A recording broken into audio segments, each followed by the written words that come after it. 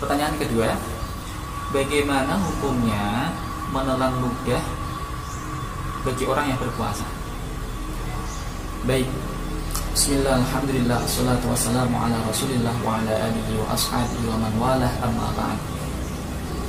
Para pemirsa yang kami hormati, alhamdulillah pada kesempatan kali ini kita diberikan nikmat oleh Allah bisa menjalankan ibadah puasa di bulan Ramadan dalam keadaan sehat walafiat, tanpa kurang suatu apapun.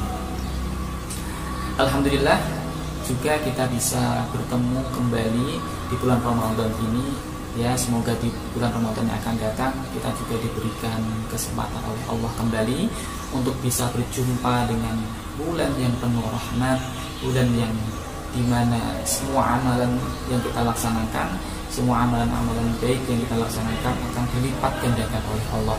Semoga kita senantiasa diberikan oleh Allah untuk senantiasa istiqomah dalam menjalankan kebaikan, diberikan kekuatan dalam menjalankan kebaikan, diberikan kemauan. Penting itu kemauan, karena mampu tidak mau juga tidak akan terlaksana, mau tapi tidak mampu juga tidak akan terlaksana. Maka kita selalu memohon kepada Allah untuk senantiasa semoga diberikan kemampuan dan kemauan untuk terus beristiqomah dalam menjalankan kebaikan. Baik teman-teman, berkaitan dengan pertanyaan ini, bahwasanya menelan ludah itu memang termasuk di antara hal-hal yang memang tidak bisa dihindari, gitu ya. Karena apa? Itu termasuk hal-hal yang mendukung terjadinya proses di dalam tubuh kita. Jika hal itu tidak dilaksanakan juga akan mengganggu sistem-sistem dalam tubuh kita. Karena memang hal itu memang tidak bisa dihindari. Memang ada beberapa hal yang memang kita tidak bisa menghindari. Di antaranya adalah memang menelan ludah, kemudian mengejutkan mata, kemudian menggerak-gerakkan tubuh, itu memang tidak bisa kita hindari. Kemudian pertanyaannya adalah, Ustadz, bagaimana hukumnya kalau hal itu, maksudnya dalam hal ini adalah menelan ludah, dilaksanakan ketika seseorang yang bersangkutan itu sedang dalam berpuasa. Menjawab pertanyaan ini diterangkan dalam kitab Fathul Mu'in bahwasanya selama menelan ludah itu ludahnya masih berada di dalam mulut, artinya tidak di luar mulut, itu maka tidak ada masalah sama sekali. Karena apa? Ludah ini masih berada di dalam tempatnya, di dalam tempat aslinya. Artinya ludah ini tidak terkontaminasi oleh sesuatu yang berasal dari luar mulut. Tidak terkontaminasi oleh makanan atau sesuatu yang ada rasanya, rasa asin, rasa manis dan lain-lain. Artinya sesuatu dalam hal ini adalah ludah itu masih berada di sumber aslinya. Maka ketika itu tertelan atau ditelan oleh kita sendiri, maka itu tidak masalah. Karena memang hal itu tidak bisa dihindari. Tidak bisa dihindari. Kemudian pertanyaan selanjutnya adalah, bagaimana kalau ternyata ludah itu dikumpulkan oleh seseorang di dalam mulutnya sampai jumlahnya itu banyak banget, sampai jumlahnya itu banyak banget hingga akhirnya ludah yang sudah terkumpul banyak ini kemudian ditelan. Begitu bagaimana, Ustaz?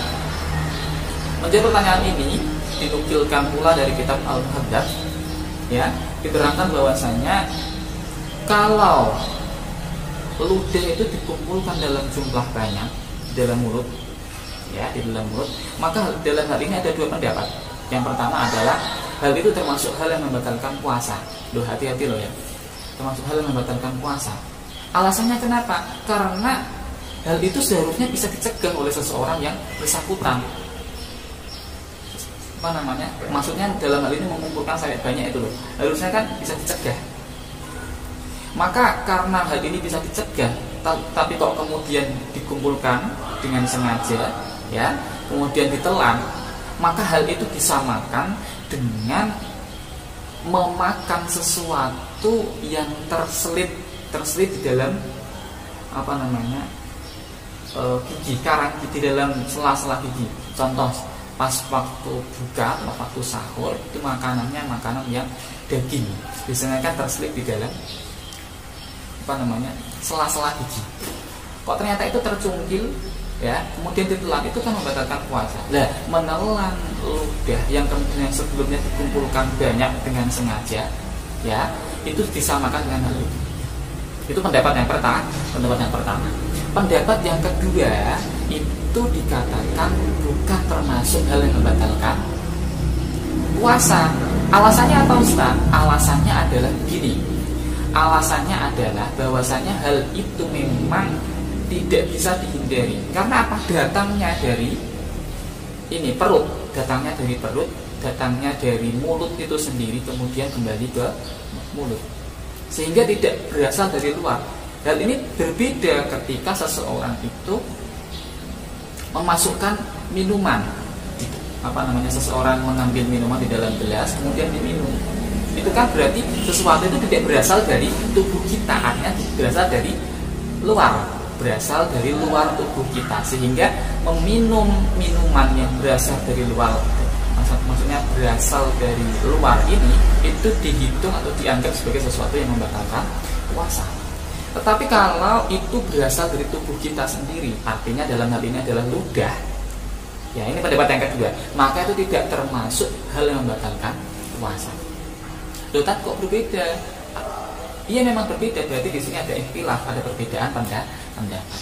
Kemudian menanggapi hal ini ya, Imam An-Nawawi dalam kitab Syarhul Muhadzab, syarahnya kitab yang menerangkan tadi, itu menerangkan yang sebenarnya yang tepat itu sebenarnya tidak membatalkan puasa ya, selama apa? Selama mengumpulkan ludahnya itu ya tidak secara sengaja, artinya tidak ada kesengajaan.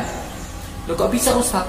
Ya bisa, karena adanya hal-hal tertentu yang menyebabkan orang tersebut melakukan hal itu. Contohnya karena banyak omong seperti ini, seperti saya ini ya, banyak omong ya, ketika sedang banyak omong seperti ini itu kan tidak ada kesempatan untuk menelan ludah. Ketika ngomong kan nggak bisa menelan ludah, sehingga pada akhirnya ludah ini terkumpul banyak di dalam mulut.